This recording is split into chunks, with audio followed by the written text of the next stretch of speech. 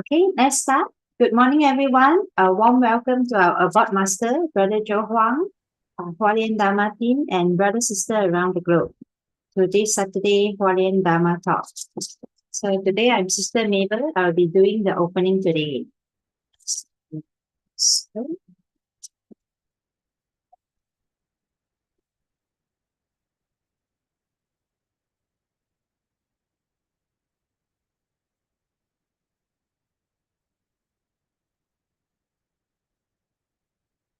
okay, so I'll be sharing a short acceptance speech from Master. So right mindfulness in every second, fulfilling the Buddha Bodhisattva path. It is often said that when heaven entrusts a great mission to a person, do not belittle yourself or think your strength is too small to make a difference. If for even a tiniest effort and a drop of water gathered, they can form something vast. We work to spread goodness and Dharma in this world. At every moment, never underestimate even a single second. If a single second passes without clarity or our thoughts stray, it may become a tiny deviation that leads to 1,000 miles astray. We must uphold right mindfulness, right direction, and right conduct. The spirit of 50 cents keep right mindfulness every single day. When every second is filled with right mindfulness, we can fulfill eternal mindfulness practice. Okay. So, exception from Master Chenyan's speech, Heartwarming dialogue session with volunteer from Taipei on June 26, 2025.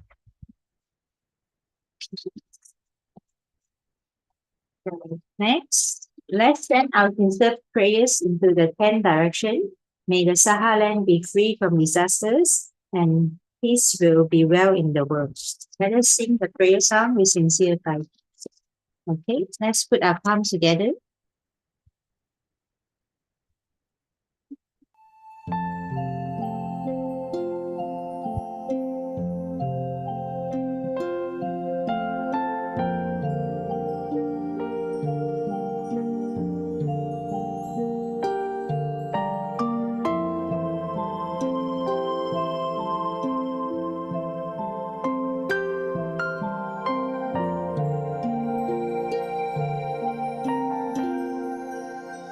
In my heart, I feel deep gratefulness. All my heart is filled with sincere prayer. From all corners of the world, let us join our hearts and pray for a world of harmony and peace. In my heart,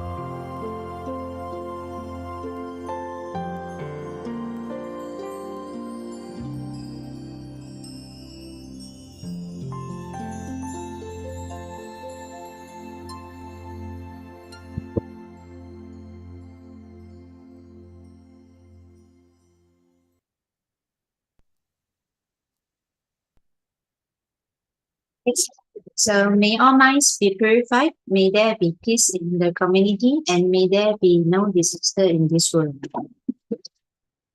Next, let us put our palms together to say prayers for universal love. With loving respect, wish every person in our lives a healthy body, an enlightened mind, and total fulfillment in universal love. Now, let us expand our consciousness to include every person in the world, every being in the universe, and let us unify our love, make this world even better. Let us immerse ourselves in the joyful embrace of universal love. Okay? Okay. So before we do the wonderful sharing, let us invite our Dharma Master to lead us in paying homage to the Triple Gem. Let us pay our respect. Okay,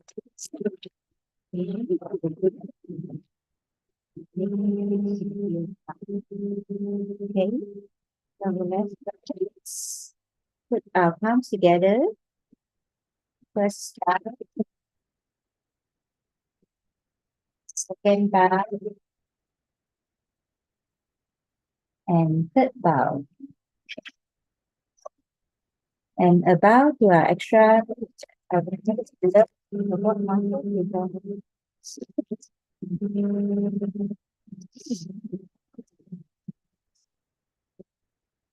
Okay, so today on our agenda today, we have Brother Huang for our Dharma Insight, Sister Avaley.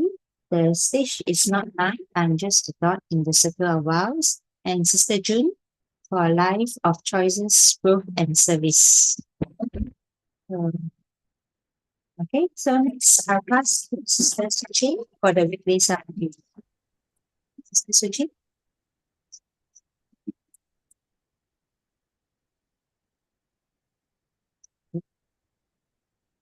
Sister, can you unmute, Sister? Can I hear you? Oh, sorry. Okay, over to you, Sister. Okay, hold on. Okay, last week we had Brother Joe, Sister Stephanie, and Sister Kim Yan. Brother Joe said, in mindful living, our hearts and wisdom slowly grow. Even good people face habits they must daily know. Doing good alone cannot cleanse anger or pride, nor can Dharma alone if action stays aside. Both deed and truth are needed for the path ahead. One without the other leaves our steps misled. The triple gem, Buddha, Dharma, Sangha, our guide. Without one, the teaching cannot abide. Buddha's reward body blooms from lifetimes of care, cause and effect shaping the affinities we share. The Dharma body holds truth in every form, a vessel of wisdom that weathers any storm. The Sangha stands now as the Buddha once stood, teaching with compassion, turning harm into good. Taking refuge means a safe harbor in the tide, not absence of storms, but a place to reside. The form body meets us in ways we can hear, speaking our language, drawing the teacher near. Parents, friends, strangers, forms through which we are taught, lessons in love by their presence are brought. To repay the Buddha, we must teach as he gave, guiding with patience, steadfast, gentle, and brave.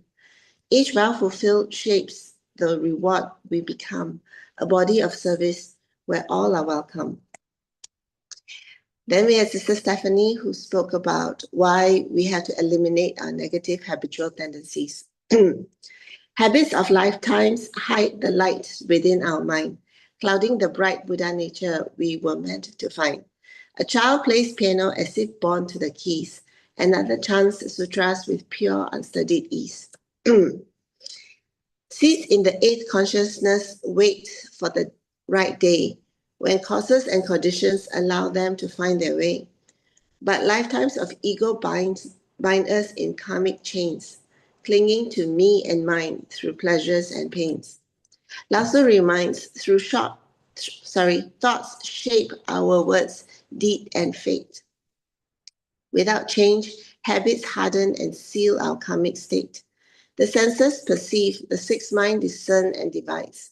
The seventh clings to self where arrogance hides. The eighth holds all seeds are wholesome and impure. The ninth is pure, untouched, and forever sure. Yet blessings alone cannot cleanse the mind stain if afflictions and tendencies still deeply remain.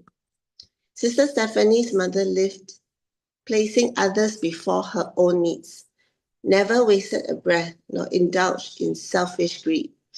In illness, she vowed her body to heal and teach. Silent mentors gift a lesson within her reach. Soft was her body, for her heart held no fear. Compassion and courage remain constant and clear.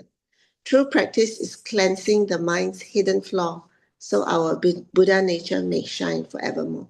Then lastly, we have Sister Kim Yan from Singapore, who spoke about the great love in India, about this this child called Radha. Radha was only 8, living in Raja's crowded lane. 2 big tumors marked her days, yet her courage remained. Her mother cared at home, her father labored each day. 2 little sisters by her side found joy in their play. At the Buddha wedding event, a volunteer took her near to meet VP Lin, who listened with care to hear. In June 2024, a CT scan showed the truth they feared to name. Liposarcoma is a cancer, a fight no child should have to claim. From Singapore came advice for surgery and radiation. Thus began the long road of constant dedication. 8 hours by car to Bodh and Varanasi they rode, through heat, dust, and crowds on many hospital roads. 5 months in waiting with scans lost and redone, yet the volunteers pressed on until the battle was won. Dr. Suwan, after visiting Taiwan's sacred ground, linked his brother Ishan where new scans were found. Biopsy delayed, long queues from morning to night. One day early this year, the lymphangioma yielded to a healer's steady might. Surgery succeeded. Radha's young laughter returned to the air, her smile now blooming, free from the shadow of care. 2 blankets for the 5 in the family and her uniform worn and thin. Volunteers brought the bamboo bank to teach them kindness begins within. They learned they could give, though their means were small. For to help another in this life is the greatest gift of all. Through hardship and fear, love held a steady flame, and Radha now thrives with hope brightening the name. Kan'an for listening. I'll hand over right now to Sister Stephanie to introduce our next speakers. Over to you. Kan'an so much, Sister Suchi, for yet another poetic summary of last Saturday session, helping us to recap all the wonderful sharings. Kan'an so much. Okay, very good morning, brothers and sisters from across the globe. Yeah, we are very grateful for everyone to join us again for yet another Saturday Dharma session. And we all look forward, to Brother Joe Huang for his continuous guidance with his insights on the Sutra of Infinite Meanings. And Brother Joe, the platform is yours. Okay, good morning. Good morning, everybody. Good morning, Sister morning. Stephanie. Okay, so thanks always for Sister Su Ching's poetic recitation and review of what took place last week. As we have a full schedule today, I'll just quickly go into my part of sharing, and hopefully today's sharing will be as helpful to everybody as always as before. Okay, so today we actually, I believe last time we finished we completed chapter 1 of the Sutra of Infinite Meanings. We finally gone through all of it. And today actually begins a topic that I really, really like. I really, really enjoy. And this probably started, I would say, about maybe 7 or 8 years ago, 9 years ago. I think 9 years ago, when this topic was first, I had the opportunity to first approach this way of thinking. And I've been doing a lot of sharing on this topic ever since, but it has since then slowed down. I actually move on to other topics, but this is something that's really, really close to my heart. So let's go through the review first, and then I'll head into what I wanted to share. So previously on the Sutra of Infinite Meanings, we've gone through all these sections. There are a total of 11. So I'll quickly go through them. The first chapter actually contained all of the context and all the sharing, all the context and all the surroundings. And I like to say that chapter 1 is actually setting the places, setting the environment up. One of the things that we know about is the people. The people that are coming to listen to the Buddha actually come from all spectrum of the society, all walks of society. And they all come from all the different backgrounds. In fact, it's not just the people that are all very, very different, but rather they're all different sentient beings. The ones that you can see, the ones that you can't see. They are not even of the same human realm. They could come from all different realms as well. And this actually emphasizes the fact that the Dharma actually fits and applies to all, not just those that want to study Dharma, not just those that are Buddhist, but rather it actually fits and applies to all. And I think this is the context that we wanted to put ourselves in, is that it's not just right now, it's actually the future as well. And who would have thought that 2,500 years later, the age that we are in, the technology age, the AI age, is going to be still, the Buddhist teaching is still going to be applying to us now. It's still applicable to us today, right? It's actually not that easy to imagine, yet it still applies to us today. And this is something that we should really come clear to understand, that it's not going away. It's actually going to fit for all and throughout all of time. And therefore, it's even more so important that we keep it going. So we also learn that the students of Dharma in the past, they're very diligent and they are very perseverant. And therefore, they're able to learn and grow and practice the teaching. And why are they learning and practicing? Because they are, Buddha is hoping that one day they all become not just students, but teachers. You can't just be a good student. You have to also learn to be a good teacher. And that means not just knowing the materials, but you also have the ways and the heart to observe your students, know what they need, and know what they lack. And so that you're able to help them in ways that they can accept, in ways that they can understand. And I think that is very important for the students to learn, because without a good teacher, it would just be sort of depending on the fate of the student. But if you have a good teacher, then even that might not be the best of the students are still able to learn, in their very limited capacities. But you have good teachers, and that's going to change a lot. And so in section 5, 6, 7 are all talking about the importance and how to become a good teacher, somebody who can become a great guiding teacher to guide the students.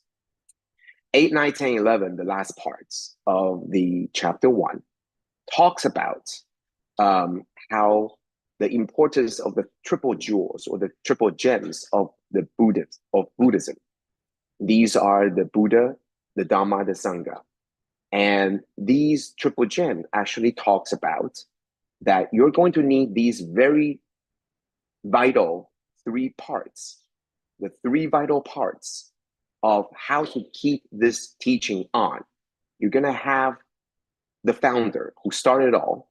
You're going to have the teachings, and you're going to have the group of followers, disciples that are able to continue the teaching, that are representing Buddha in the form of the Buddha, representing the Buddha and continuing the teaching of the Dharma. So these three triple gems are all actually tied together. You have the founder, you have the teaching, and then you have the Sangha who needs to represent the founder to continue the teaching. So all these three things are tied together, and they're all very important. So the last 4 sections sings the praises of all of these triple gems. In order for the teachings to continue, you are going to need all 3 of them. And that's where we are. We finished last time on chapter 1. So this is much deeper. In section 10, we talk about the Sangha, not just, they are going to be the holder of truth, right? They are the ones that hold on to it, even though Buddha had long passed. So they're going to hold on to the truth, the teaching, and they're going to represent the Buddha in their forms. And they're going to become the teachers. They're not just the students, but they're going to be the teachers. And so lastly, the triple body, the 3 bodies represents the Dharma, the Sangha, and the Buddha, and the reward body, the Dharma body, and the form body. So we spent at length in the last few sessions talking about this. So this time, what I want to talk about. So we had just talked about in the Sutra of Infinite Meanings, we just talked about chapter 1, 2, and 3. And actually, we've been spending a long time, not this long, but we've been talking about the Sutra of Infinite Meaning for a while. But I wanted to talk about, the Wondrous Lotus Sutra, because actually they are sort of a sequence, right? Sutra of Infinite Meaning comes before the Wondrous Lotus Sutra. And all of the context that we talked about, all the context that we have been talking about in terms of getting the disciples prepared for passing on this Dharma and teaching, it's actually the idea of this, the importance of the teachers actually come from the Wondrous Lotus Sutra. So if you look at these 2 sutras in perspective, Sutra of Infinite Meanings actually happens first, and that's in the past. And the future is actually the Wondrous Lotus Sutra, except right now to us, these are both in the past. So we can now have a much better perspective. We can look at it, and then we understand that what's going to happen after Sutra of Infinite Meaning is the Wondrous Lotus Sutra. But at the time, people heard the Sutra of Infinite Meanings. They did not know that the Wondrous Lotus Sutra is coming up next. So now we're able to have a much wider context, that we know what's coming up next, so that we can now understand that the Sutra of Infinite Meaning is setting up for the Lotus Sutra. So if you compare the 2, why did we talk about that the Sutra of Infinite Meaning is talking about the future, is talking about being teachers, is talking about guiding the students, not just to become good students, but becoming good teachers? Well, that's because we knew what's coming up next. That's the Lotus Sutra. We knew that the Lotus Sutra is going to guide us into becoming good teachers.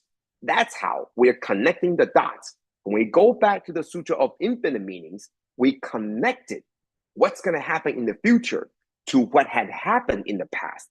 And then we knew that all this talking in the Sutra of Infinite Meaning is to get people prepared so that they are now getting ready to become the teachers. So now let's take a step. We just have finished chapter 1. So now let's go into the future and see how this is connected to the Sutra of the Lotus Sutra, how the Lotus Sutra is connected to the Sutra of Infinite Meanings in terms of setting the table, setting the stage for the importance of becoming guiding teachers. And that's where we get all these things from, right? If we were just reading the Sutra of Infinite Meanings, we hardly can say for sure, for certain, that this is the sutra that is going to tell people to become teachers. Yes, it talks about, you know, the all the various different people of different walks of life, of different cultivation, levels of cultivation. And it will even talk about in chapter 2, talk about how the Dharma is like the water, how it's going to fit all the people. But it doesn't right away ring a bell that it means that it's going to guide all the disciples into becoming teachers. It doesn't right away connect. But when you see the signs that's actually in the future, which is Lotus Sutra, now that we see, after the Sutra of Infinite Meaning, now we see in the Lotus Sutra, it is indeed telling people, guiding people into understanding the importance of guiding teachers. Now we look back to the Sutra of Infinite Meaning, and it now makes sense. All these things, all the dots can now be connected. Okay, so that's what we're going to be talking about. So they're actually connected. The past, the Sutra of Infinite Meanings, and the Wondrous Lotus Sutra, they're very much connected. It happens one right after the other. So today, we're going to have the overview of the Lotus Sutra, at least for the first 10 chapters. And so the reason why I said, this is something that I started 10 years ago. I remember that when we first started the Saturday morning, the Lotus Sutra, one of the basic idea was that we could understand the fundamentals of Buddhism teaching in English. And then we thought about, it's not enough to just look into you know, the Buddhist teaching, the four infinite meanings, and the four the Four Noble Truths and the 12 cyclic cycles. We gone through that. But then we started thinking about, well, let's catch up to, at the time, it was the Master's Dharma, morning Dharma talk on the Lotus Sutra. So we try even to do the translation for the morning Dharma talk in real time. And I thought about, before going into the Lotus Sutra, we should do an overview. And so I went through the overview and on my own to try to piece these things together. That was the very first time that I tried to piece these things together. And that was 10 years ago. So since then, I've done this talk in many times in Chinese, in many different places, but this was the founding place, you know, the very origin of why I wanted to do the overview was because we were about to do the translation in English, real time, for the Master's Dharma talk in the morning.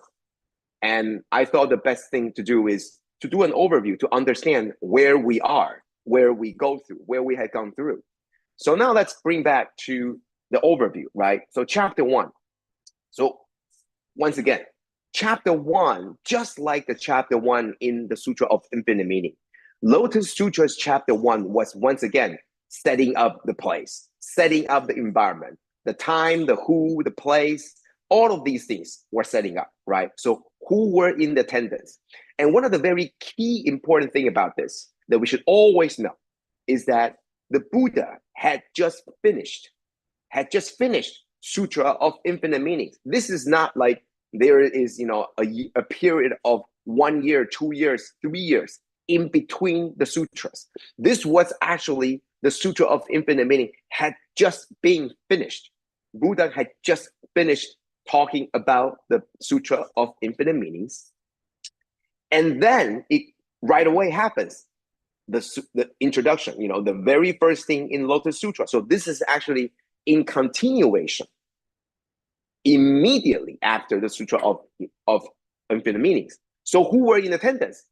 Actually, all the people that were in Sutra of Infinite Meanings, they were continuing to be in the attendance. In fact, there are still people that's coming and going, right? Imagine in the same seating, Master was giving a speech or giving a talk, Dharma talk. There could be people joining in late, and there could be people that had to leave early. So there are some minor additions and minor, you know, people are leaving and people are coming, right? There's some people leaving and going, but most of the body of the Sangha or the followers or the disciples, the bulk of the disciples and people are still there. They're still there, okay? So what's the context, right? First of all, bearing witness. This is a turning point, right? As I mentioned before. And imagine, this is after the Sutra of Infinite Meanings.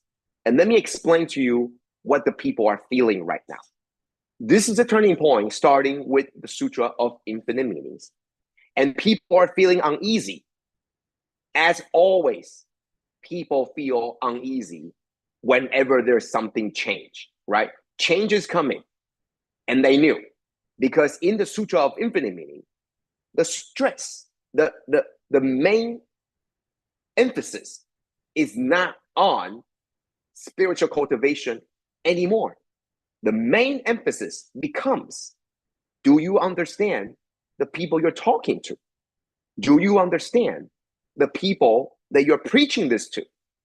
And it becomes very strange for the disciples who have been following for the Buddha for 40 years. This is something, the message is a little bit different. It's not so obvious at the time until Lotus Sutra, but it was already, they could tell this is different.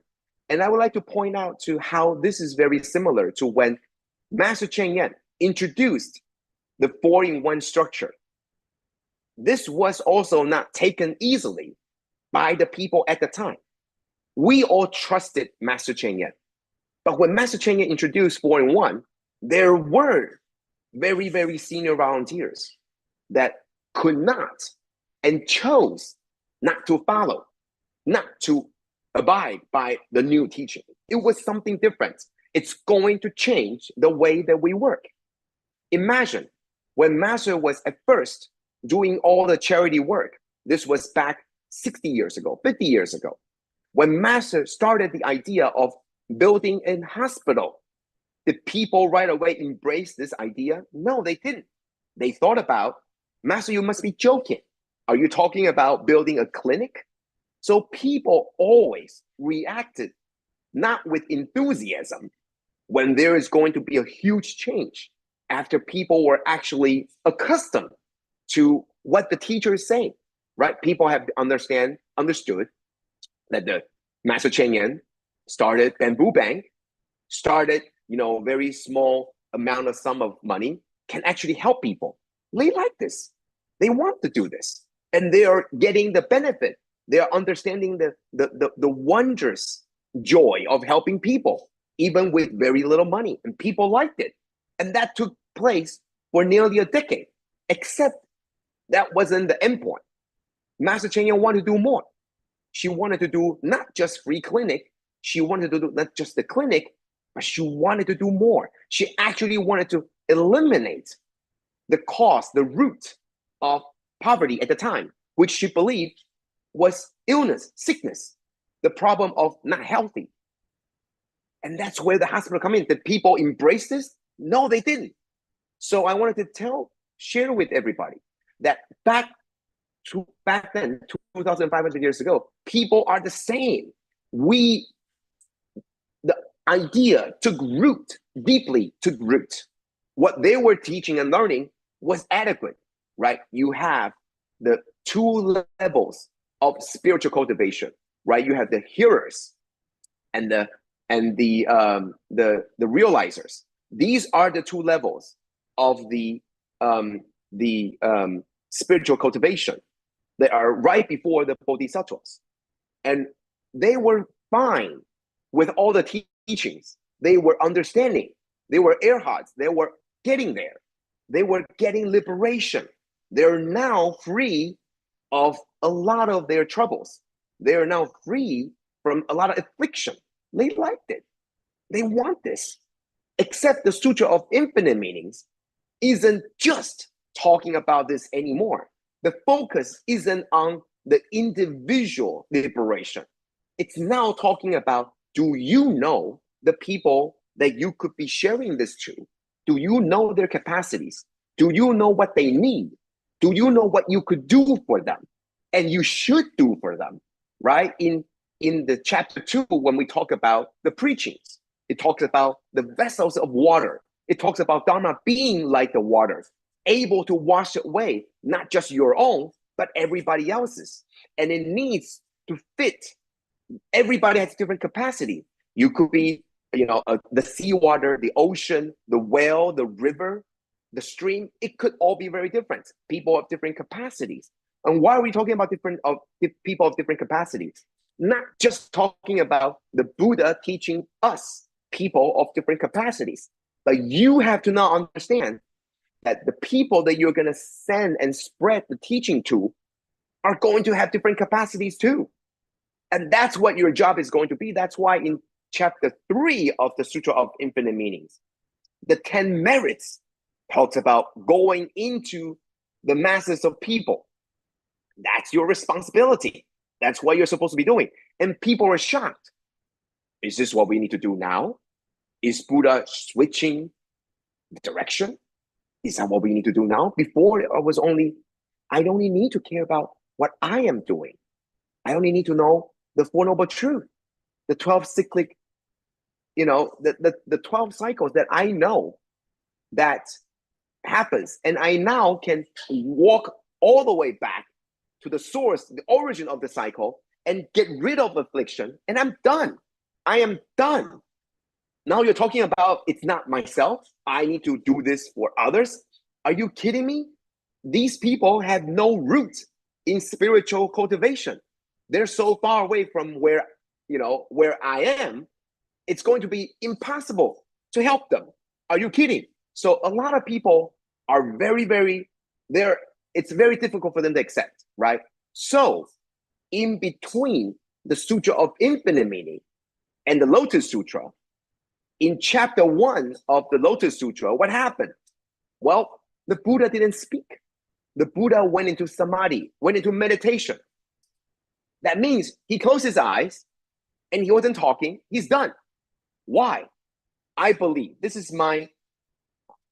logically, I believe that the Buddha saw the reactions from the disciples. He knew that there were going to be resistance. He knew that people won't accept. So he was thinking that, okay, so what do I do? What do I do now to be able to get everybody to want to learn? How do I do this now that they're so resisting to this? So he closed his eyes and he thought, well, let's let this settle down, right? People are unruly. People are starting to, question. What is Buddha saying? What is going to happen? And so he go into meditation. He went to observation. He observed while he was talking about the Sutra of Infinite Meanings that people won't accept. So he was learning. He was observing, and he was trying to, okay, so how do I do this? So he went into the meditation.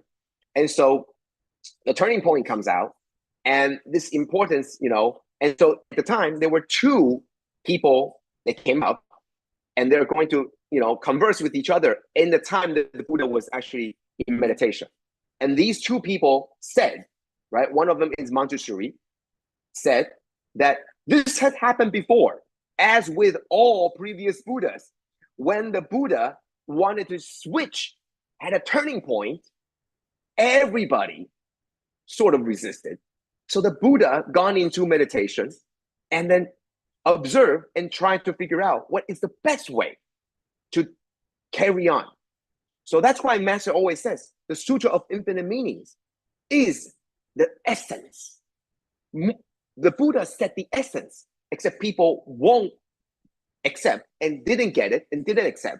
So now the Lotus Sutra is the elongated, the longer version of the essence of slowly trying to convince, to share, to convince the students, disciples that this is the way to go. And so that's what Manjushri was talking about. We've all been here before. We've always resisted to change. And this had happened to previous Buddhas as well. And the previous followers didn't accept as well. And the previous Buddha went into meditation thinking about how to help us. And this is what chapter 1 is. So remember, chapter 1, as with Lotus Sutra and Sutra of Infinite Meanings, Buddha didn't say a word. At first, Sutra of Infinite Meanings, Buddha was thinking, at this time, we're going to change. Now in Lotus Sutra, Buddha was thinking, I've already talked about the change, but they didn't accept. So what am I going to do? I'm going to now lay out the foundation, slowly take you step at a time of what we are going to do so that you won't be so panicking about the future change. All right, so that's the sharing for today, and we're gonna start a brand new branch starting from chapter 1. We're gonna go through chapter 10, and maybe even more, depends. And then we're gonna come back to chapter 2 of the Sutra of Infinite Meanings to see the connections between the setting, the context, and what the Buddha actually said in chapter 2 to sort of connect the past and the future. All right, thank you. That's my sharing for today, and I hope everybody have a wonderful, wonderful weekend. Thank you. 感恩 utmost 感恩 the brother Joe Huang for helping us all to actually delve deeper into the Sutra of Infinite Meaning and connecting the Sutra of Infinite Meaning to the Lotus Sutra. So we look forward to next week, brother Joe. Once again, yeah, thank you so much. 感恩. All right, now from Taiwan we move to UK. Sister Stephanie. Oh yes, yeah, we Uh, should take a photo, right? Yeah, because brother Joe Huang is leaving. Yeah, thank you so much, sister, for reminder. Yeah, can we all switch on our video so that we can take a picture or a photo together with brother Joe? Sisters and brothers who are convenient, please switch on your video. Okay, I will take sister. Oh, 1, 2, 3. Okay, one more time. All right. Taken. Thank you so much, Cảm ơn brother Joe. All right, now we move on to Sister Avaley from Tzu Chi, UK. Good morning, Sister Avaley. Good to have you again. Yeah. Yeah, good morning. Good Yeah. evening or good night. Okay. All right. So Sister Avaley is from Tzu Chi, UK. She really doesn't need a lot of introduction because she has shared with us on this platform before. And Sister Avaley is one of the key team members in Tzu Chi, UK. And they have been caring a lot, yeah, for the vulnerable individuals in the UK. And today she will share with us her sharing with the title, "The Stage is Not Mine, I'm Just a Dot on the Circle of Vows." Wow, what a wonderful and interesting topic. So without further ado, the platform is yours, Sister Avaley. Cảm ơn. Cảm ơn. Yeah. Morning, all the brothers and sisters. My name is Avaley, and today I'd like to share with you of my experience during the Spanish disaster relief mission. I title this sharing is called "The Stage is Not Mine. I'm Just a Dot on the Circle of Vows." Why this title? Because through this journey, I realized this mission was never about me or personal standing in the spotlight. It was about all of us together, forming a circle of vows where each person starts, no matter how small, was essential to completing the whole. So when I first arriving in Spain, I was not alone in this responsibility. Together with another sister from our team, we were in charge of the planning the entire events. Now she's going to answer my call. For the distribution, from the activity design to the flow of the program, the movement of the people, and even the supply and preparing all the necessary equipment. And we have to make sure that both the Spanish volunteers and European the volunteer understand the function of every role in the flow, and that each role knew exactly what to do. That also means meant being clear about every detail, even the words they would say to the disaster-affected household. And the pressure was heavy on both of us. Of course, we had support. There was the coordinator and also the team leader, but in my own heart, I still feel much of weight personally because of my habit. Even though I communicate with others, I often wanted to personally think through and check the detail myself. That's my habit, and and just to make sure things were done well. On top of that, every venue was different. We got the 6 cities, and all the cities is all different. So the volunteer who came were different as well. Every time, mostly local Spanish speaking volunteer. We had never worked. They have never worked with us. The schedule so tight, meaning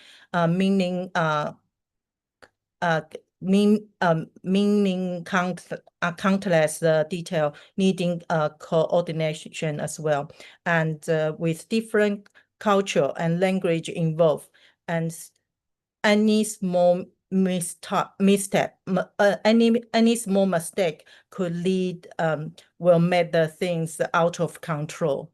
So my first reaction was to make sure everyone will stay on the track, and let at least 80% of the team will had a clear understand what was going to happen. But very soon I realized if I continue like this, I would not only exhausting myself, I would also be forcing myself into a corner, because trying to make sure everyone, especially those who never joined before, understand all the detail without having experience, and extremely challenging. In a way, I was making things harder to myself as well, and also for others.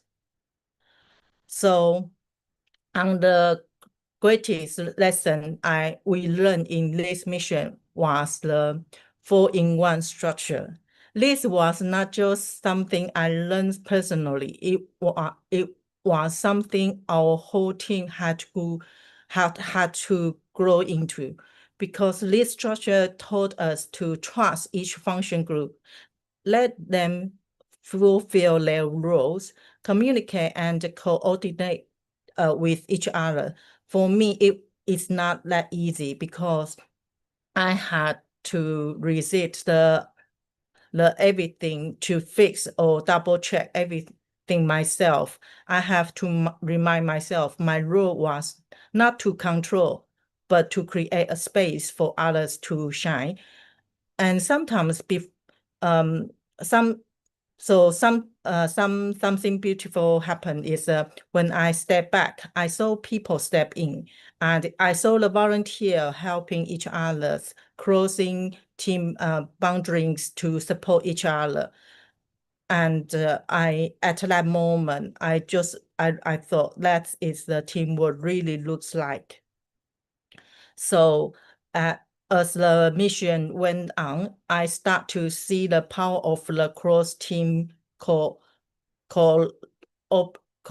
cooperating. Yes, we had a 4-in-1 structure, but beyond that, we began to see the function group support each other in the way that went beyond their assigned task. The logistic team would help the other team as well. So we help each other to make it's not longer to become like your style or my style. We were one team moving with just same heartbeat, like that way. So, but be honest, it wasn't always that smooth, because for in the Europe, everyone can be the one branch. So everyone do the work by themselves.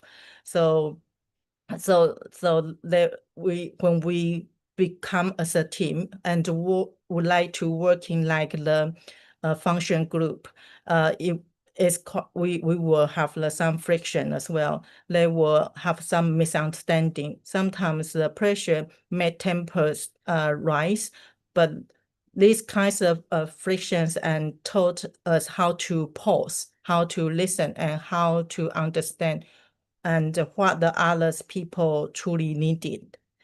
So before the big distribution, I was at the ego to breaking. ego of the breaking. The distribution is at the music hall event, and the number of the people we're going to dispute was the same as the first 4 days combined together. I worry people won't understand my instruction. So that feeling was quite chaos, made me even more anxious. I was twitched. Especially I thought there is going to be a problem if you don't sorting out or if you don't understand, this kinds of problem will happen. But I realized one thing very quickly is that they don't think that's a problem. So when I think it's a problem and other people don't think that's a problem, so whose problem? So I think in that time I'm quite upset. So I think maybe that's my own problem. I realized I was the one standing in the circle of the problem. So I have to address it from the root of my head. And then what happened next is I will never forget, because after I going home, after the fiction and everyone's crush, so I don't sleep well, but at the night while I'm sleeping, I didn't know it's real or dreaming, but I saw a light shine into my heart through the window. Then I feel it seems like the Buddha or angel trying to comfort me. And so I think maybe it's a sign. So when I wake up, I still feel depressed and lonely, but I also thinking maybe it going to have some hope and something maybe was changing and different. So then so when I at the music, when the next day when we wake up and then when I standing in the music hall, and when before the distribution start, be honest, I'm quite upset and quite emotional. But when I standing on the stage, I looking at some volunteers trying to hang in the master's picture on the wall. 冇咩人噶啦。 Suddenly, I realized one thing. I looking at the master's picture, and then I start to pray to the master. And then I don't know what to do, but I looking at the everywhere, and then because I'm standing on the stage, the music hall is a different distribution compared to the before. So it's a big stage, and so when I standing on the stage, I realized one thing, and this is a stage. The light was shining down, and the whole every movement in the hall could be seen from where I stood. So one by one, when the family start to coming in, the elder people walking slowly, some face filled with a smile, or maybe some very tired, and but they still not sure what's going to happen. And the weight of everything like it will hitting me at that time. It just kind of quite silent, but the stories in everyone's face and every corner. So I looking at master's photo again and pray to the master. I really want to cry at that moment. So I just staring at master and then say, Master, please help me. Please guide me. Please help me. Of course, I didn't hear anything, but look at master, I heard the answer in my heart is to listen more deeply, to be more fully present, to truly see each person, be more mindful, and put your heart into it.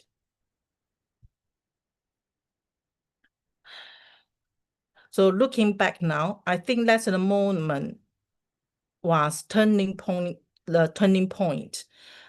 And strangely enough, right after the distribution, my voice began to fade away. So from the day my voice was gone completely. At the first, I panicked because I feel if without the voice, how could I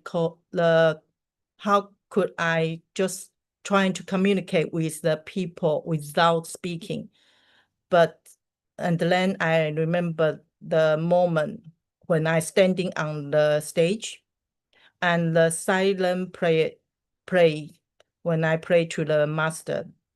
So maybe this is the answer.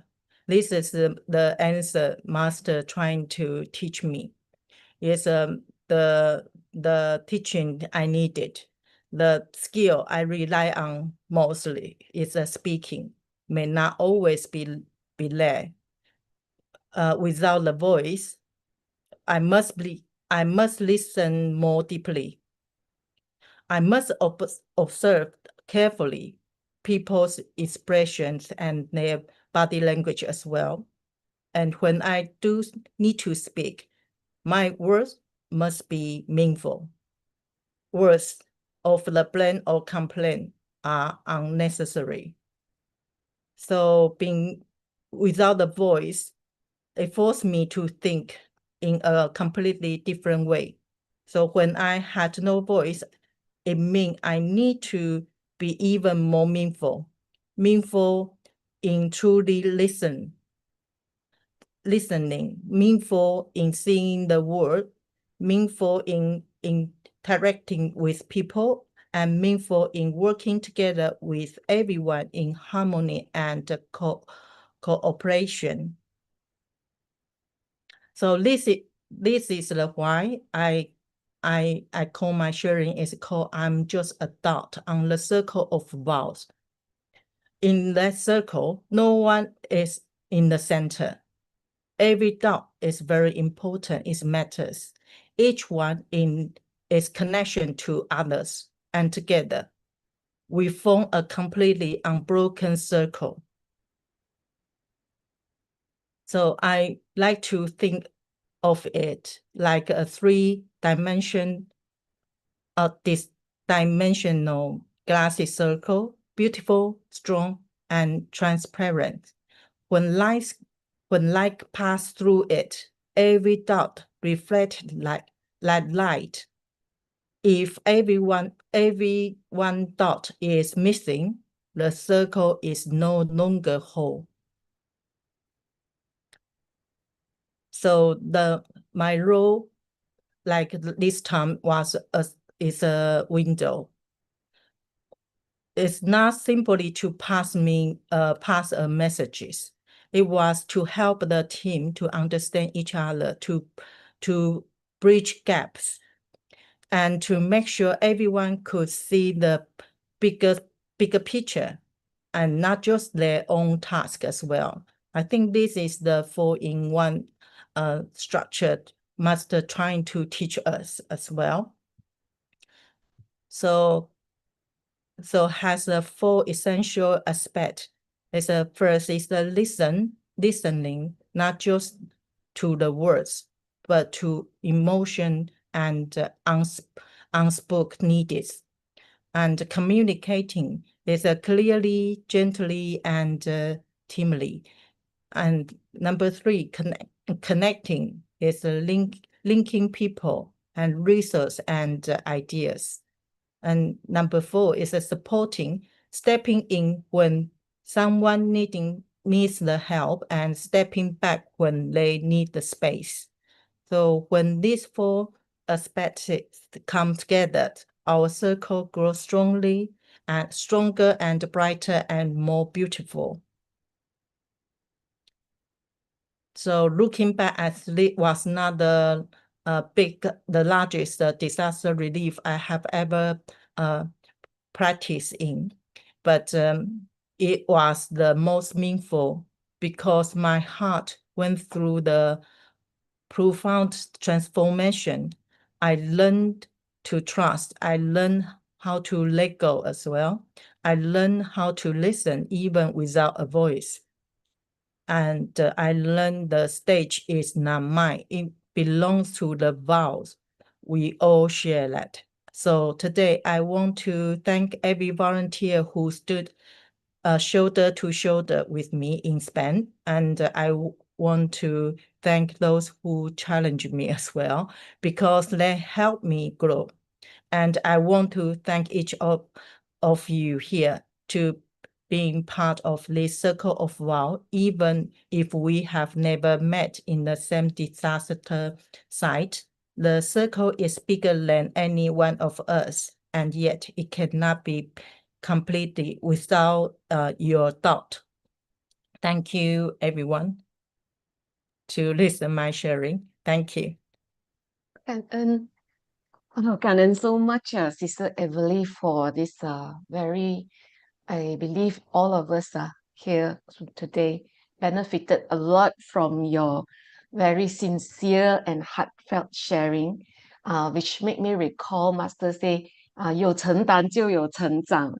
Yeah, and all these realizations we share with the sister as well. Yeah, your learnings.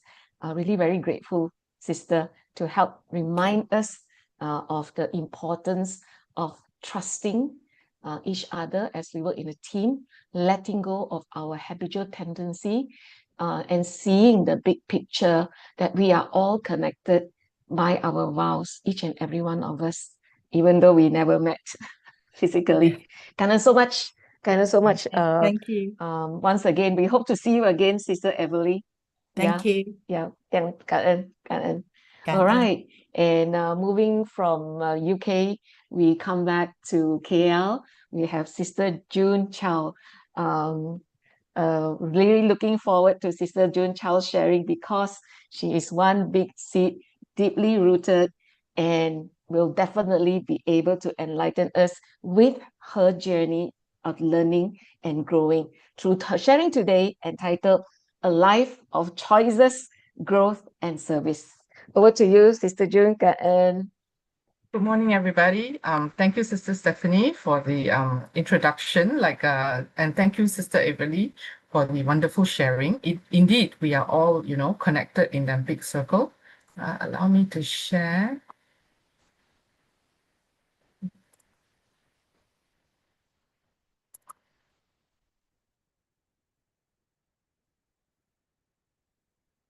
Are you able to see my slide? Not yet, Sister June. Not yet. Oops.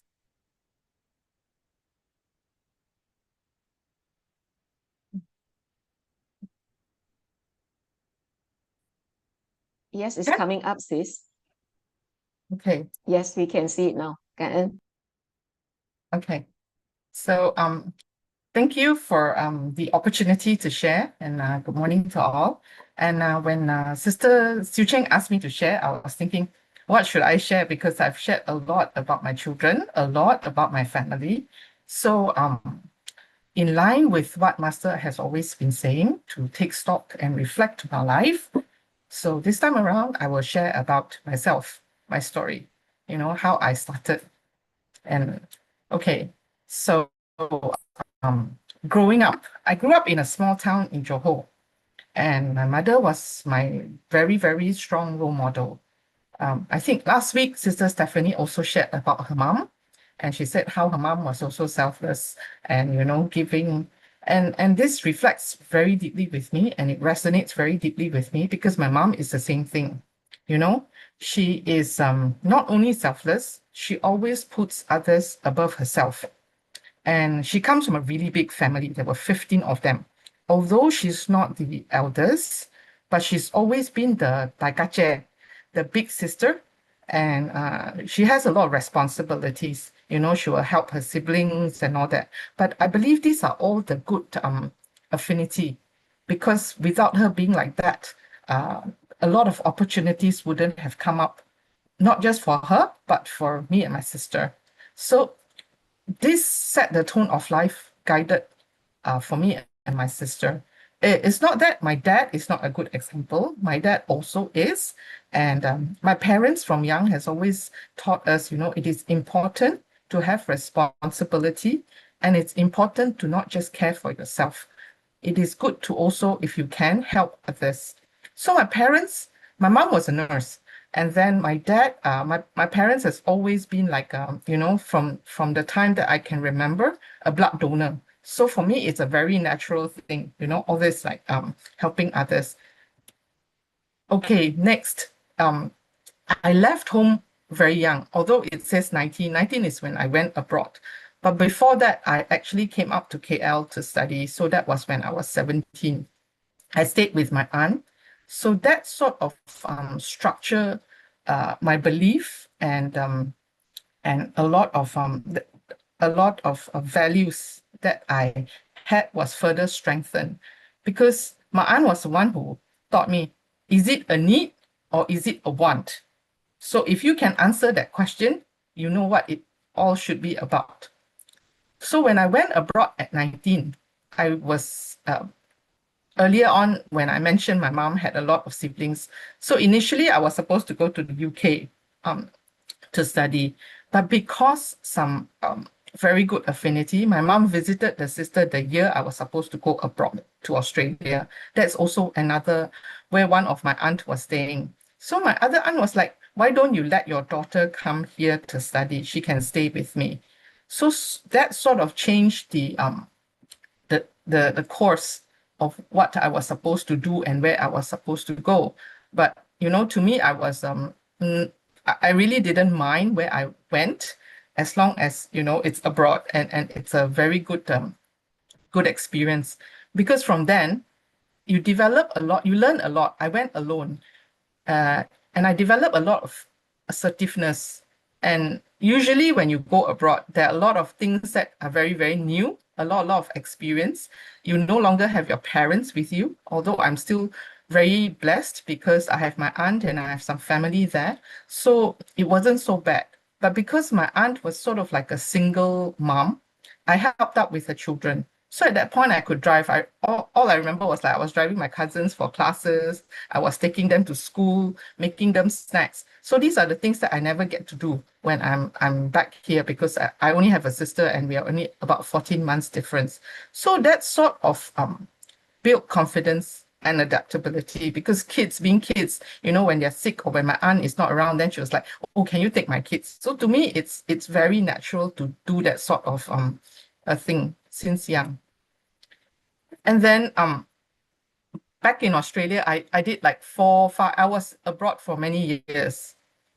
Then when I came back, actually when I came back, I already had my Australian PR. I was thinking, okay, I will just go and then I will just come back home for a short while before I go back there to get a job. But affinity and all this is all this universe comes through in a very strange way, because at that point my sister was in Singapore working. So I came back for a holiday, and when I came back, the first thing my dad told me, hey, somebody called you, for a job interview.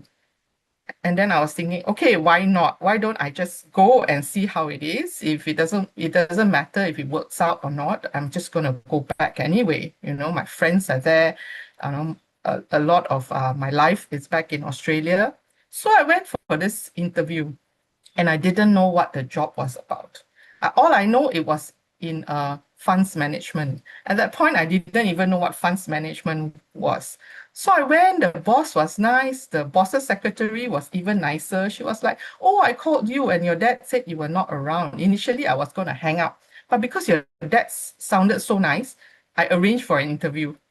So there I was. I went for an interview, and then when I got the job, only I found out it was very, very rare that they hire a fresh grad. And it was even rarer they waited for somebody for the interview, to come in for the interview. So I was happy with the job because I'm always doing different things, different industry, It was a good but steep learning curve. So throughout the job, I got to know a lot of colleagues. And then what happened one day was a colleague of mine, she was telling me about the story of her niece, how the brother and sister-in-law have been very, very busy because they're in and out of hospital. So I was asking, hey, what happened? Why do they need to do that?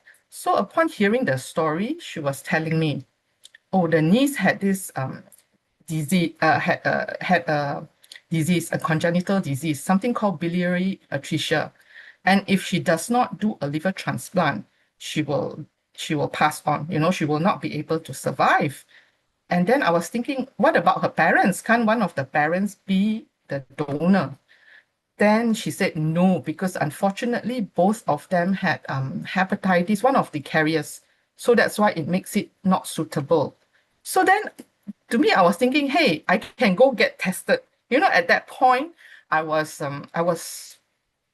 say I was very young, but I was not even 30.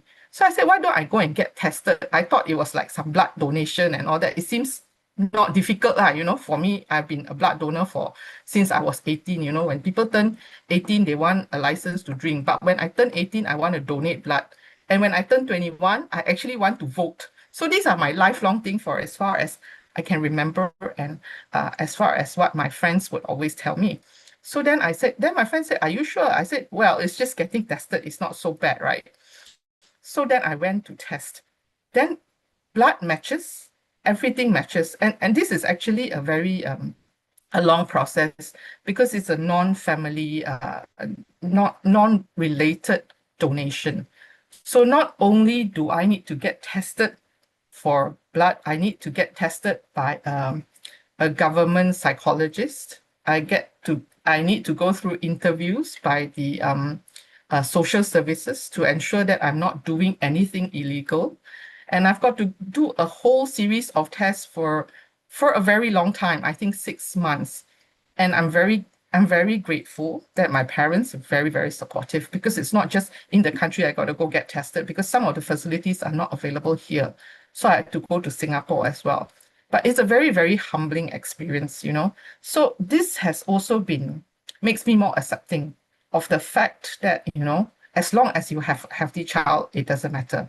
Because of the time you actually spend in the hospital and the worries that the parents go through when the kids are not strong, are not healthy. So this is something I'm grateful that I did it, and I'm grateful that it's my parents supported it. Okay, and also my boss, my ex-boss at that point, she was very, very supportive, because initially when I told her about it, I said I got to be away for 2 months. And a lot of my colleagues was like, they couldn't understand, I was the youngest in the team. I was like, you're not married, you're not going to have a child. So why do you need that 2 months MC? So of course, within the team, they are also very supportive when they heard the story. But we didn't really tell a lot of people, because it was a very personal thing. But I'm so glad my ex-boss supported. And then fast forward, when I got married to my home brother, then because I'm the only daughter and I'm the eldest daughter here, my sister at that time already migrated to Australia. So then my parents came up, because at that point I was quite busy with work, and I had 2 kids at that point. So, and my mother couldn't really trust the kids with the helper. I had the nanny and the helper, but still my mom couldn't. So they moved up when Amanda was 6 months old. So then it happens that, again, that's another blessing. But it's also a challenge, because we have life with 3 generations under one roof. My mom will have her own way to bring up kids. I will have my own way. We are more chill, but still, it's not easy, but it's a lot of communication, a lot of acceptance. But I'm very, very grateful that my parents decided to move up with me. So then fast forward to I think it's 2017, when we first knew of Tzu Chi. At that point, actually, my mom knew about Tzu Chi because she was involved in a lot of social work. She was a nurse, so she was always trying to help people. And she heard of Tzu Chi Foundation when she was back in our hometown. But she didn't actually know what Tzu Chi had classes for children and all that. So when she heard, she asked us to register. And at that point, the classes needs to it's not an automatic that you get granted a place, because it's always so full. But somehow my son was very, very lucky. He got a seat. And then my home brother went with him for 3 years. So, which I'm very, very grateful, because he doesn't understand Chinese, but he actually sat with my son for the whole 3 years of Chinese class. But of course, when it comes to homework, every time I ask, hey, no homework, he will say, no, it's either he didn't understand or just no homework. But come November 19, because my own brother has to be a volunteer and he progressed, you see. So come November 19, he was about to go for commissioning. So I said, okay lah, I go with you, because at that point I was also thinking, what is this, what is this thing that he has been involved in for so long? All I know is they do good deeds. But because I'm a Catholic, I was thinking, okay lah, I leave the Buddhist part to him, let him go and do. And because at that time, I also had Amelia, my youngest. So came November 19, I'm glad I made the trip. So I witnessed his commissioning. So at that point, when on the day of the ceremony, when Master Cheng walked into the hall, I was like, oh my goodness, I was so touched. I never had that experience. I was really, really so touched. Then I was thinking, she's so frail. Then I was like, okay, I must help this lady. Then from that moment, that second became my lifetime, because that's when I decided to commission. So when I came back from that trip, my mentor, Sister Kampong contacted me straight away. She told me, and if you all know Sister Kampong, you know she's like a strict headmistress lah. That's the only way I can describe her. So I said, okay, I will sign up and I will do the classes. But at that point, I also had some challenges, because my mom, when we came back from Taiwan, she said she found a lump. So she went for testing. It was diagnosed that she had cancer. So I was thinking, how am I going to cope with work, with commissioning classes, and with my mom? But I didn't think very much. I was thinking, okay, never mind. We just take one step at a time and move. So very grateful. Everything fell into the place. And I truly believe it's the power of the vow. Because the minute you want to do something, the minute you have the vow, things will happen. Everything will just fall into place nicely. So when my mom had her treatment, her cancer treatment, it was during the time of COVID. So I had the opportunity to take her to hospital, to take her for the treatment, and we actually get to spend a lot of time together. And I was telling my mom, you're very lucky, because when you have when you're not well, the whole world takes a leave with you, you know. For 2 over years, the whole treatment was the whole country was closed. So, and then she actually recovered, thankfully. Then during COVID time, I had reminders of impermanence. 3 of my friends passed away, not because of COVID, but because they were actually ill. 2 had cancer and died in a short span of time. 1 had a heart bypass and didn't survive, unfortunately. And they were at their peak. I think the youngest was 43 and the eldest was 48. She was a doctor in Canada, a doctorate, and doing research. But this story taught me, their passing taught me something, that, not everybody had the opportunity to grow past 50, and retirement is not a given. Yeah. So that forms the backdrop of my decision later. And my mom also passed away in 2022, and she passed away very fast. And I believe she also formed a lot of good affinity, because she passed away without suffering. Yeah. And also I had the opportunity to help out at the Batam Kali landslide at the end of 2022 December. So at that point, I was not even a commissioner. And through some blessed affinity, somehow when I went for my duty, my role was, I was actually assigned into the internally. So what happened is, when they call the family to identify the things of their loved ones, I will go together with them to go to the mortuary to for them to identify the body. And actually at that time I was surprisingly calm. And that afternoon I witnessed the fourfold mindfulness. It doesn't matter whether you're rich, you're poor, you are pretty, you are old. At the end of the day, when your time comes, everything will end. So Master always say, life happens within a breath. So if the next breath doesn't come up, that's it. So these are the three events that made me contemplate life deeper.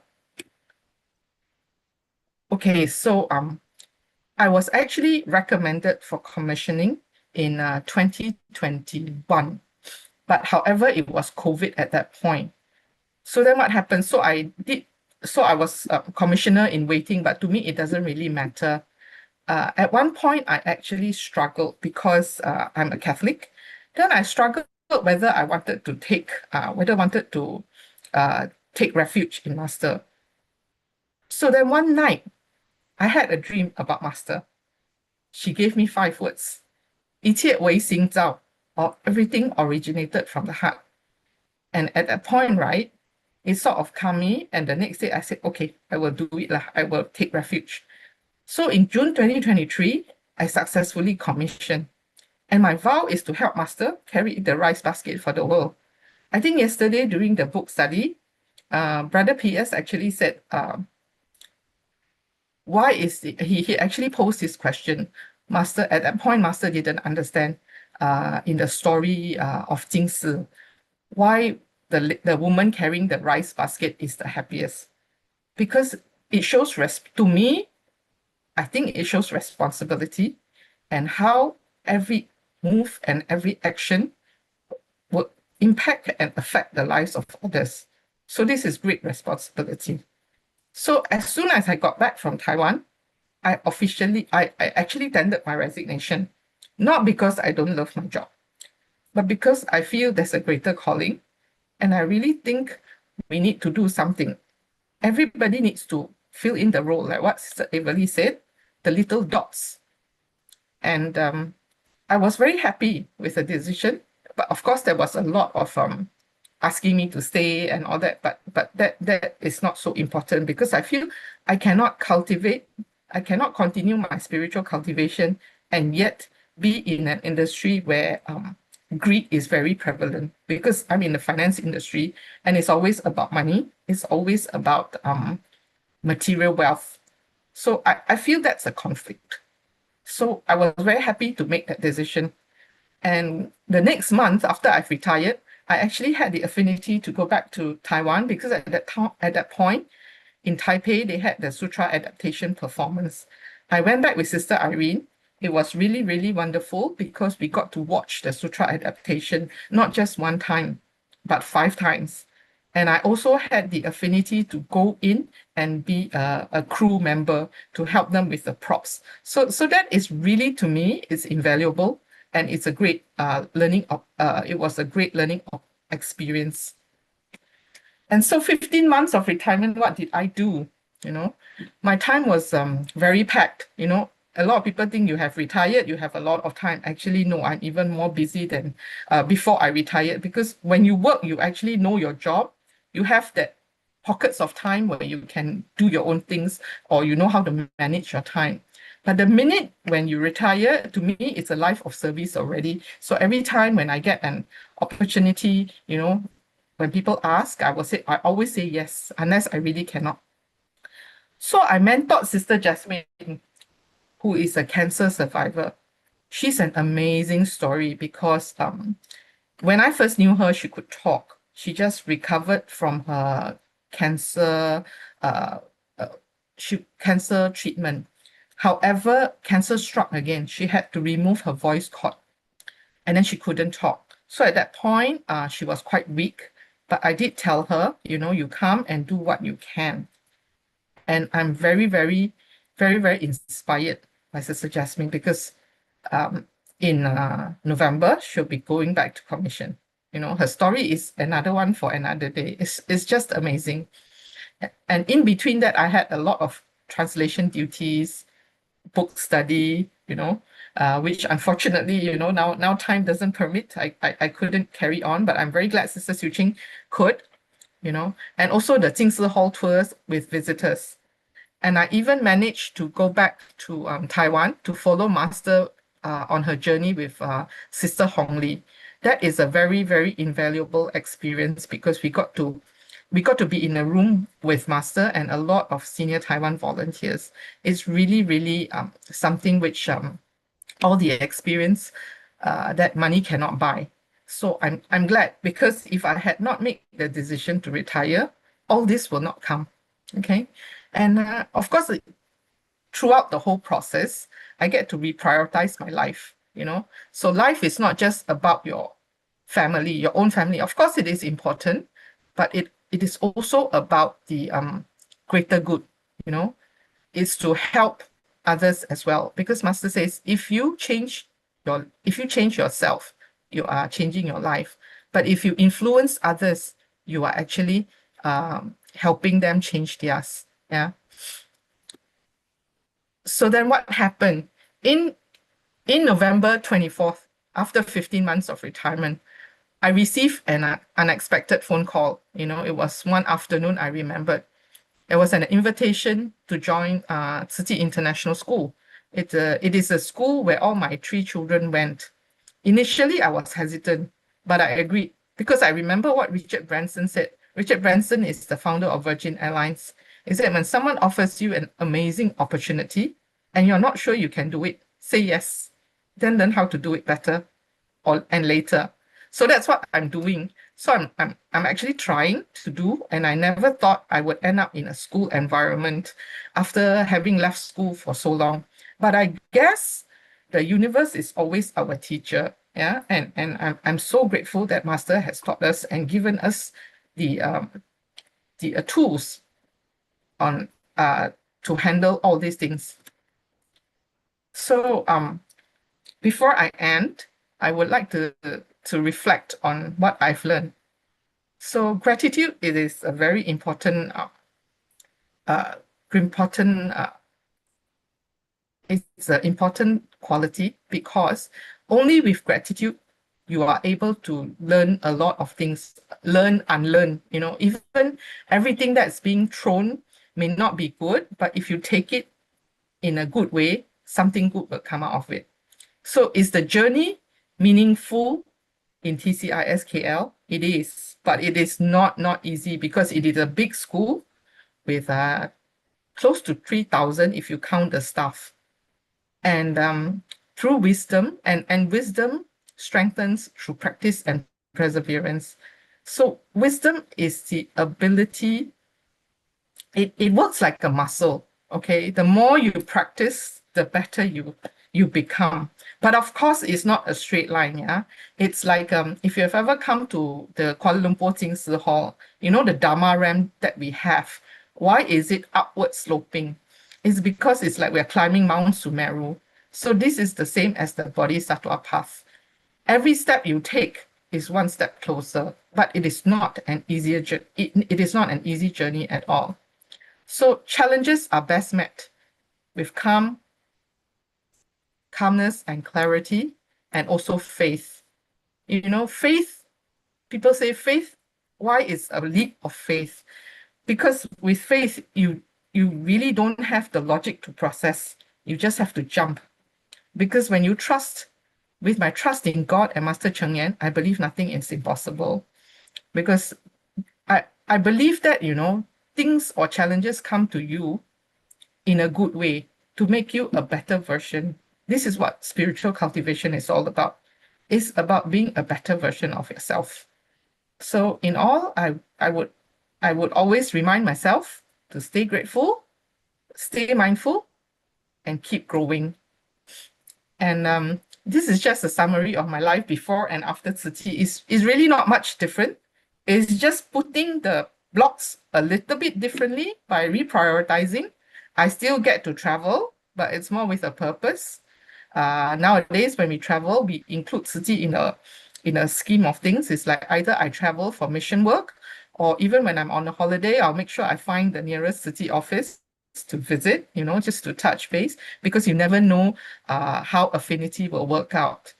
And I still like food. I'm a lover of food. It's just that nowadays there's a lot more vegetarian options that I can explore, and I can influence people with vegetarian food. And in terms of pursuing material wealth, now it's more like a wealth of wisdom. You build a reservoir of experience. Through that, you can influence other people to form little dots, like what Sister Avaley is saying, in this whole big universe. And Master reminds us we do not have ownership of our life, only the privilege of using it. So that's why we need to make every second count by the time that we have on earth. So with this, I would like to end my sharing with this Jingzi aphorism. When we make great vows and put them into action, we realize our true virtues. 感恩。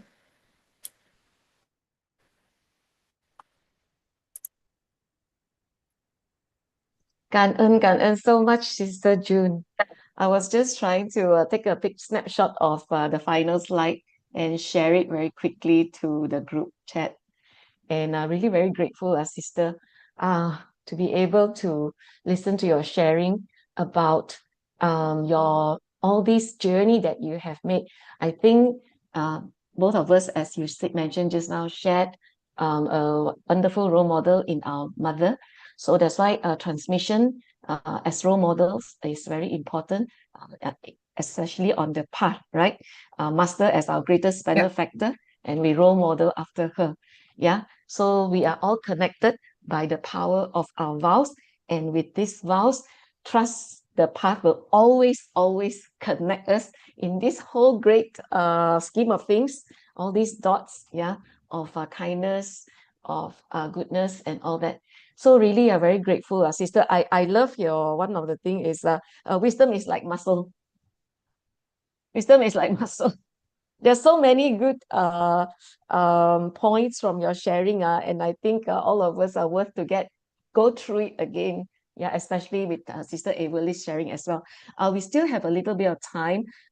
We have about 7 more minutes. So I would like to really open up the floor to all of us here. Anyone who has a comment or feedback or question for our Sister June, because I believe, like I said, she's a deeply rooted, big seed, yeah, and very aligned with Master's teachings, even though she's a Catholic. So we can all learn from this spirit in Sister June. Shall we open the floor now? Anyone of the brothers and sisters? Sister Xiao Ching, okay. Good morning, 感恩哦，哇 ，today very powerful sharers，真的是I so couldn't help myself, Truly. overwhelmed and also teared also along the way with all the sharings.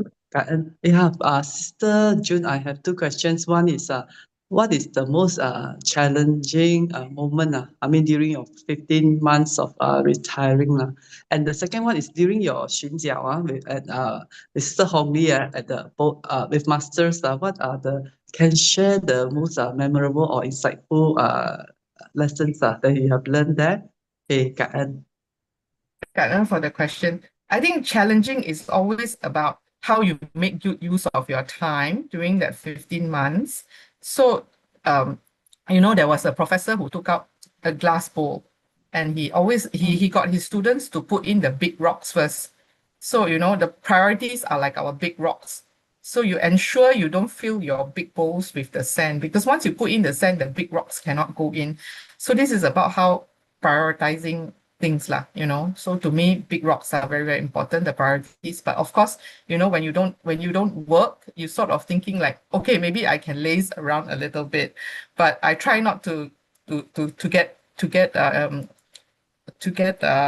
influenced by that. So I always, even if I don't work, I'll make sure I step into Jingzi Hall, because when you step into Jingzi Hall, for sure you'll find work. For sure there's always something to do.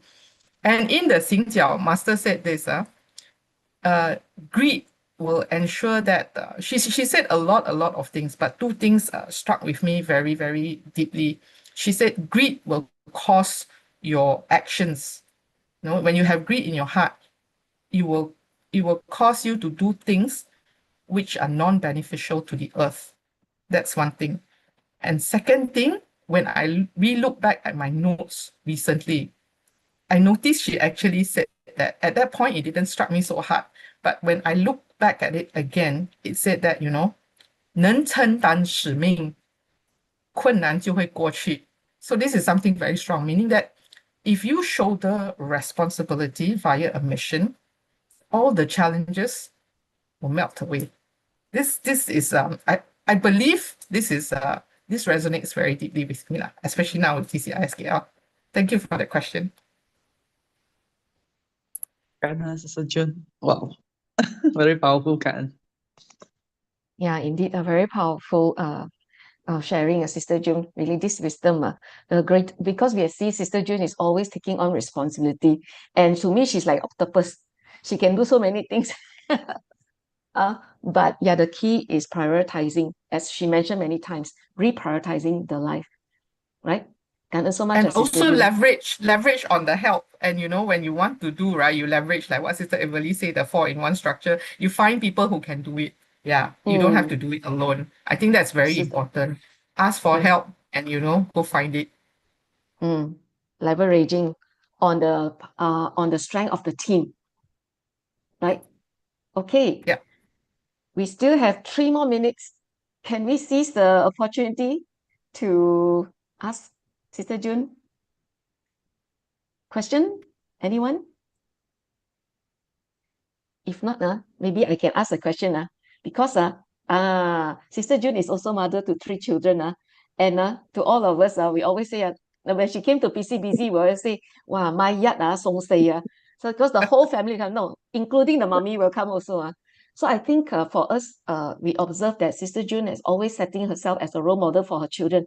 And we also, because of our affinity, we also are very close to especially Amanda. So, and Amanda is truly, we can see many of her traits are like Sister June. So maybe Sister June, you can share with us. Many of us are parents here. How do you juggle and how do you set yourself up as a role model to your children? I think my very first intention when I joined PCPC, I remember I wrote it down, to be a role model for my children. So if you want to be a role model, you got to make sure you put your money, you walk the talk, you know, you really have to lead by example. So I'm glad I did that. Is a lot of people will probably think like, you know, you probably neglect your kids, or sometimes make you know, Justin may feel that. But I always think, you know, because you guys are capable, you know, that's why I can, you know, I am grateful I'm allowed to go for all these things. It's because you guys are capable. Now you don't even need me at home, you see. In fact, you all help me. When I'm late back at home, you all will cook dinner, you will help me with the laundry. Not perfect, but at least I have dinner at home. So I think that is how it is. When the kids see that you do, of course, sometimes if I don't manage, I mean, personally, sometimes I may not manage it as well. There might be a little bit of noises or a little bit of resentment. But I think deep down inside, these are the things that will stay with them. They may not see it now, you know, but I think it will come up. And even when I was supposed to go back with Justin when during his alumni trip, unfortunately, it didn't happen. First thing I told him, when we go back to Taiwan, I'm going to bring you to actually put your record down as the bone marrow donor. You know, this is what I really want to do. And I say the same to Amanda. When you all turn 18, this is what you must do. Because it's something that I want to do, but unfortunately, I passed the age. They only take up to 44, I think. So I cannot do that. So I hope that, you know, when you turn 18, this is the best gift for me as a mother. Yeah. Truly. Thank you so much, Sister June. Truly, I really love the seed of selflessness is a very pure cause, and that sets up the conditions for the children and for them to enter more deeply into the path. Really, thank you so much. Trusting the process, letting go, right, Sister June? Okay, thank you so much. And the time now is already 8 o'clock. We have come to the end of our session this Saturday, and it's been such a wondrous session from Brother Joe, Sister Avaley, and Sis June, all of it connected to the power of our vows. All right, so with that, we end. Before we do, let us all rise so that we can pay our respect to the Triple Gem, the Buddha and Sangren. Please rise, palms together. First bow, second bow, and third bow. And also, not forgetting a bow to the abode Shifus. 感恩. 感恩 everyone. Have a wonderful day immersing on the path today. 感恩. No, Sister Stephanie, Sister Have a Avaley. great weekend. Yeah, Sister Yeah, June, 感恩 感恩. 大家。拜拜。